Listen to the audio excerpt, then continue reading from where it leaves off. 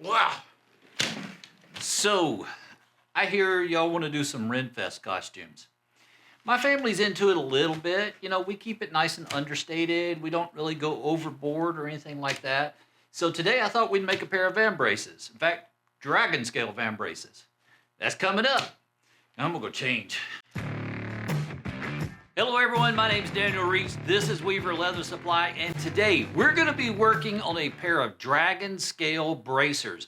Now I get that these aren't the typical type of dragon scales that you might normally think of.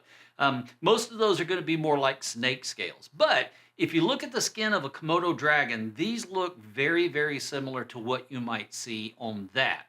The other thing that I would want to mention to you real quick is that what you're going to see today is kind of the process that I go through when I don't have a specific thing or a specific look in mind. I just kind of let the project come to life. I didn't think this is where we were going to end up, but I absolutely love the look. So that's what we're doing today. As far as actually creating the scales themselves and the pattern for it, we did a video a couple of weeks ago called How to Create Bubble Dye Dragon Scales. I think that's what the name of it is. If you look that up, you'll definitely be able to find it. But we're going to be using that technique to create this today. Now, if you missed that, here's a quick little peek at the video and the technique.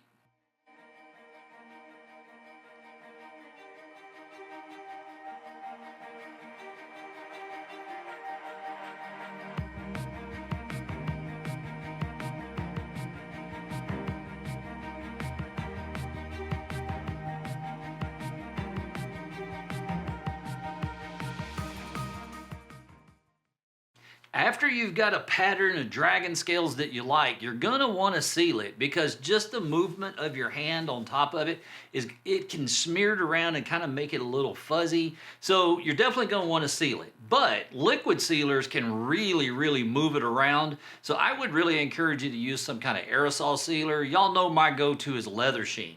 Now, if we're gonna seal it, that kind of begs the question, well, if we're gonna be making these dragon scales three-dimensional, well, that suggests that we're gonna tool it.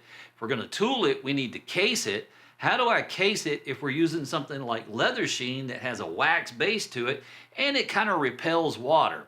Well, that's where one of the little tricks comes in. We're actually gonna case it from the back. Now this takes a little longer than what it normally does to case leather because you have to get more into it so that it penetrates all the way through. But just take your time. I did mine with a spray bottle. Case it, soak it really good, let it soak through. You can tell when you've got enough when it's starting to soak through and show on the side that you're gonna be tooling. Once you hit that point, go ahead and set it aside, let it rest until all the moisture in the leather seems to distribute evenly through the fibers of the leather. You'll be able to tell when it's ready. So at some point, we're actually gonna have to create that pattern that we're gonna cut out. Now, we're not doing it in this video. For one, if I did show you how to do that, it's gonna double the length of the video. And number two, Chuck's already done a fantastic video on how to create your own pattern that fits you. Now, I, off the top of my head, don't remember the name of that video, so we're gonna put it right down over here. So whatever that says, that's what you need to look for.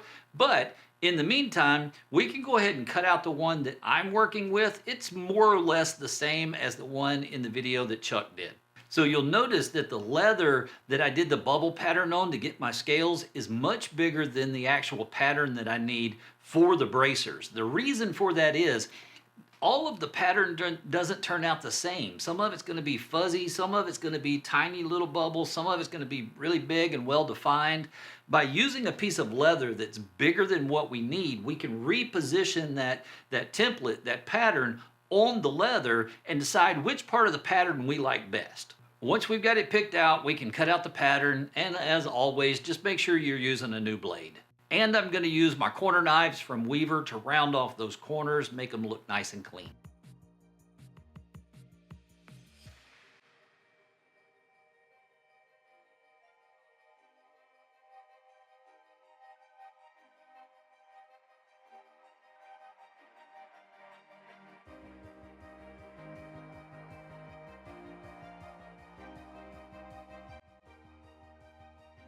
And keep in mind, everything that we're doing here is going to be doubled because we're doing two You know, we want a pair of bracers, not just one. Then we can grab our edge bevel and round off those corners.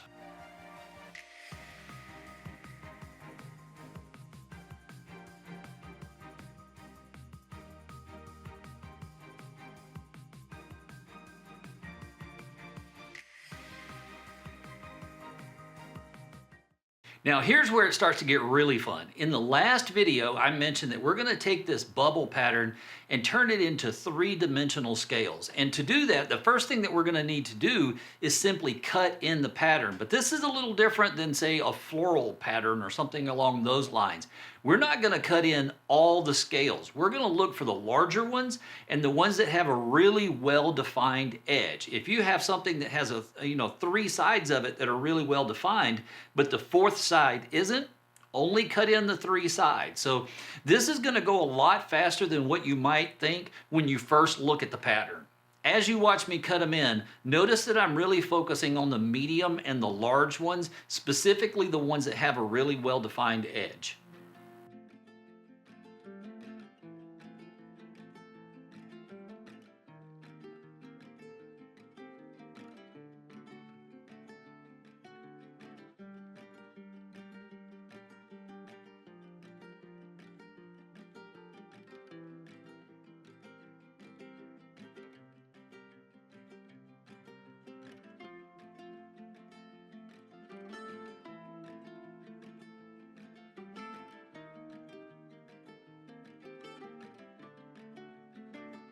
Don't worry about those smaller scales that you see or the ones that were made by really tiny bubbles. We're gonna actually push those into the background. By pushing them back and raising the bigger ones, it's gonna give it even more dimension than if we just beveled it. So once you got it cut in, now it's time to start beveling. And this is gonna be a little different than any of the other beveling that you may have done. We're actually gonna bevel both sides of that cut that we just created. If you think about it, you got a scale on both sides and we need to round off or bevel both sides of it. So we're gonna go through with a steep bevel and we're gonna bevel both sides of that line.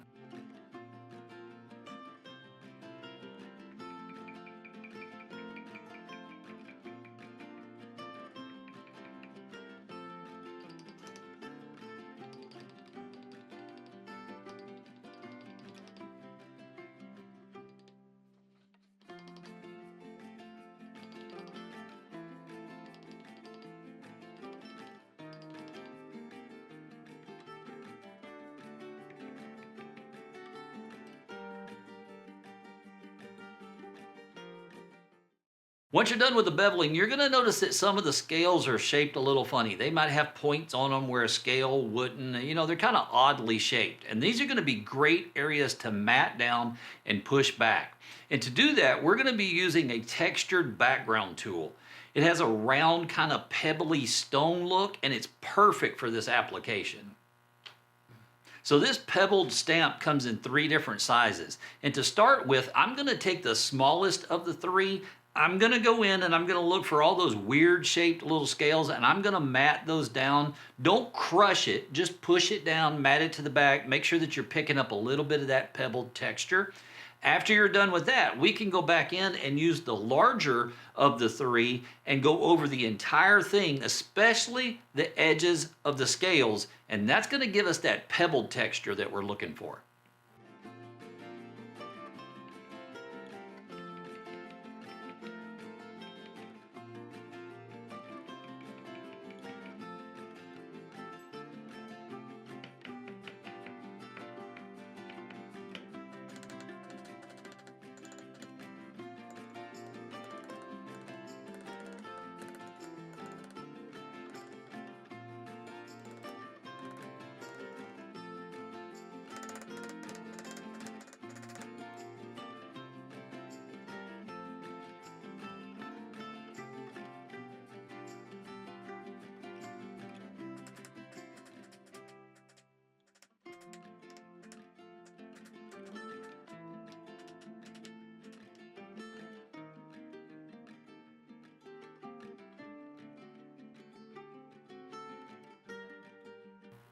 As far as tooling, we are done. Now we can move on to color. And as far as color goes, I'm gonna do it a little backward from what we normally might do. I'm gonna start with antique. And in fact, I'm going to be mixing up my own color. So I'm going to be using Phoebing's Neutral Antique and Phoebing's Pro Dye in green. Just keep mixing in the dye until you get the color you want. Just keep in mind, it typically lightens up a lot as it dries.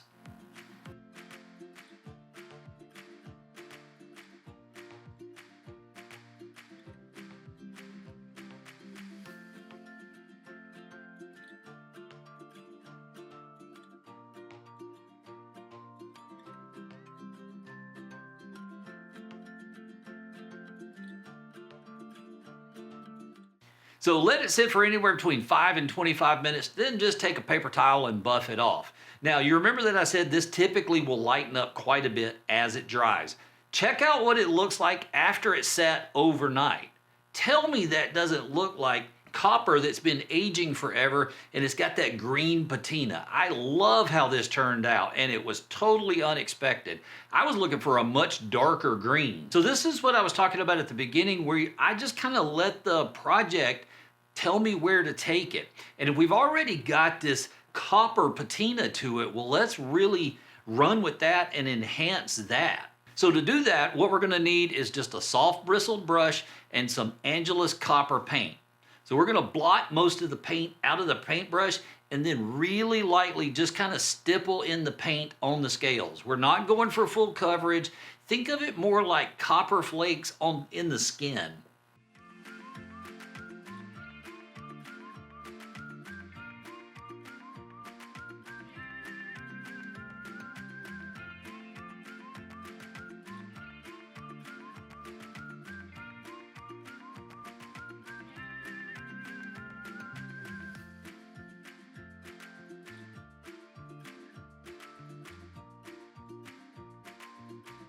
So after I'm done with that, I'm gonna repeat the process, but with bronze this time. Now, the idea here is we wanna add in some lowlights. The copper are our highlights, that's our highlights. We wanna add in some lowlights as well. Now, just a heads up here, when you put the bronze on, it looks a lot like the copper does, but as it dries, it's gonna be darker and you're gonna get those highlights and lowlights in there. Go easy on the bronze. We want it to be minimal coverage here. I'm talking like 10% of what we did with the copper.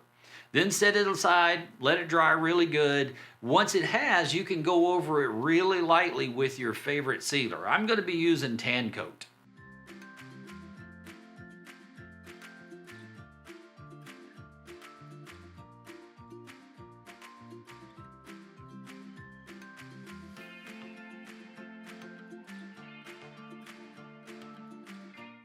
So if you're an artist or you're crafty at all, you may be familiar with this next technique. It's called a wash. And essentially what we're gonna be doing is we're gonna be taking Angelus black paint, we're gonna water it down, and then we're gonna paint it on top of the project and then blot it off with a paper towel. The idea here is that we want it to settle down in those cracks. We could use antique for that, but this is gonna be a lot thinner than antique is, and it's more subtle. That would be a good way to put it. Just pour a small amount of paint into a bowl, then start diluting it with some water. I'm gonna go with about 2 to 3 times as much water as I have paint, but this is one of those things that you really just have to adjust it with each project. So play around with it until you get it where you want it.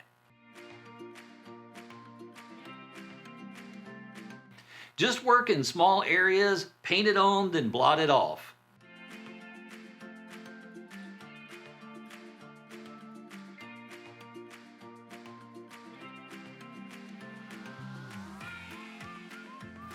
So because this is mostly water, it's essentially colored water, if it gets a little too dark for you, you can mist it with a spray bottle and then blot it off, and it'll take even more of that wash off. So it's really hard to mess this up. Just go slow, make sure you got plenty of water in there, and test it in maybe on a scrap piece before you do anything, because we don't want it tinting, we just want it settling in the cracks.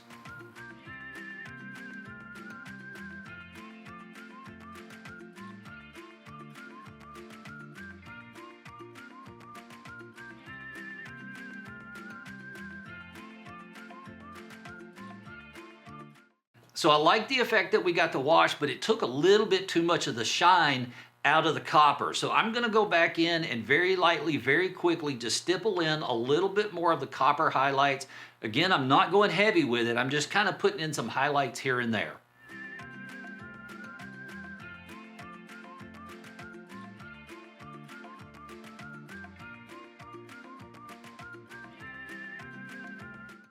So what about the edges? We got to do something with those. Well, Tokonole makes a clear, a black, and a brown. And I've never used the colored ones before, so I thought this would be a perfect time to put it to the test. So I thought we'd use the black on the edges of the bracers.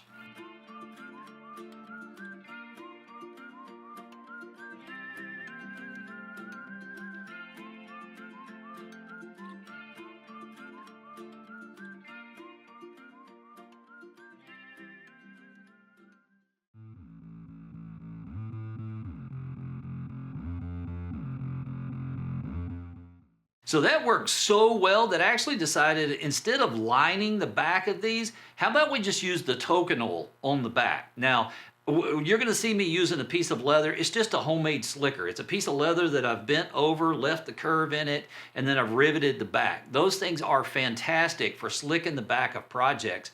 But this was the first time I've ever used Tokonole, especially the colored Tokonole, to do it. Let's see how it turned out. I was actually really surprised.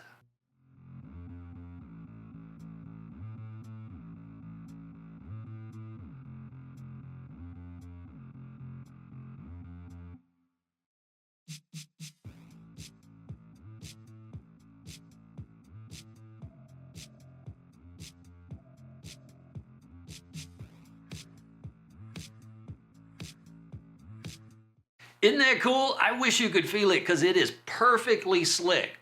Now, again, this is the first time I've done it. I'm not really sure about rub off, so be careful with this technique. I can't vouch for that. I was a little concerned about it, so what I did is I used leather sheen to seal it and lock it in, and then I buffed it really good. So I don't think these are gonna have any rub off issues, but if you use that technique in projects in the future, definitely factor that in because I can't really vouch for whether or not there's going to be any rub off on it. I just thought it was a good technique and it worked out really well. Literally all that's left to do is just add the grommets for the lacing on the side. Chuck did a video, as you can imagine, fantastic as always. We're going to put the name of it right down over in the corner. Check that out if you need instruction on how to add grommets to the project. But let's do that and we are done.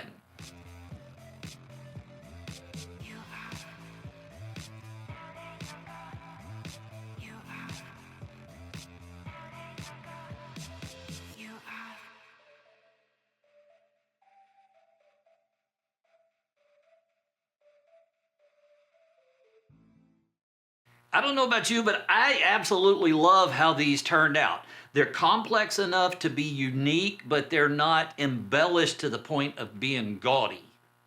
That'll do it for this video. I will see you in the next one. In the meantime, go make something amazing. I think I'm gonna go put my costume on and go to the grocery store.